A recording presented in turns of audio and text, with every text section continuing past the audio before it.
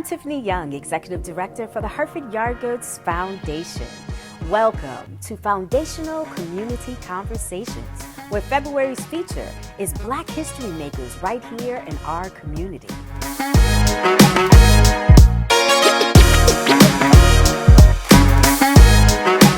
Welcome back. Now have special guest, Mr. Corrie Betts. Corrie, tell us a little bit about yourself. I am a Hartford native, born and raised in Hartford, Connecticut. I'm also formerly chair of the Criminal Justice Chair for the NAACP State Conference.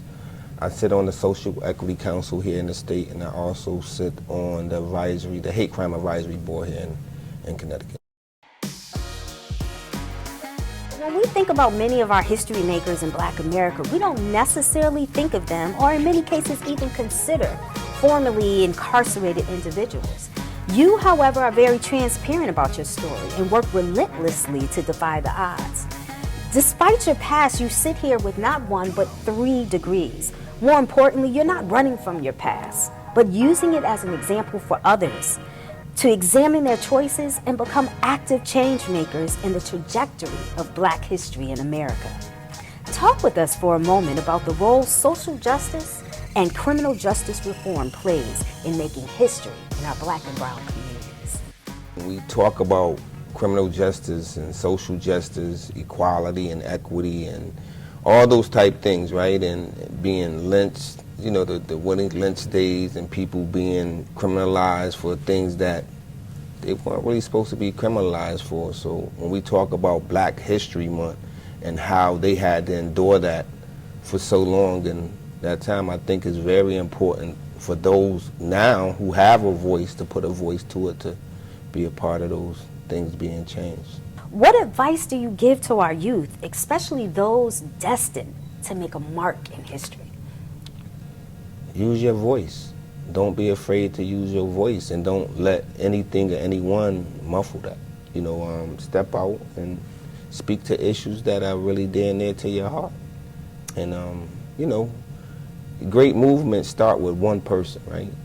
And, you know, with the youth especially, I think it's very important that we allow them and we give them that space to speak truth to their power.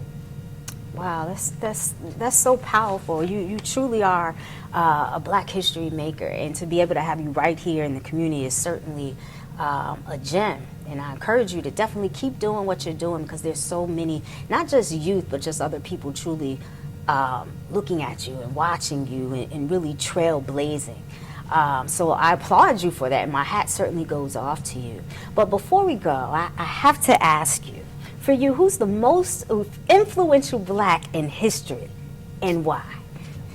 You know, we ask those questions, well, and that's kind of a hard one for me to answer, because there's so many that have come before me, right, who really help giving me the opportunity that I do have to be able to put a voice to things. So, you know, Thurgood Marshall when it comes to education, you have Martin Luther when it comes to civil rights, and so many others, right? So for me to start giving names, I think it'd be a discredit to all the other folks who really did the work. Understood. Well, we certainly appreciate you taking time out your busy schedule to share with us today.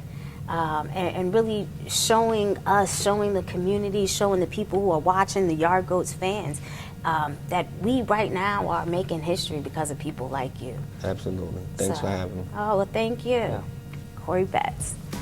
Thank you once again, Mr. Corrie Betts. And thank you for joining us for Foundational Community Conversations. I'm Tiffany Young, Executive Director for the Hartford Yard Goods Foundation.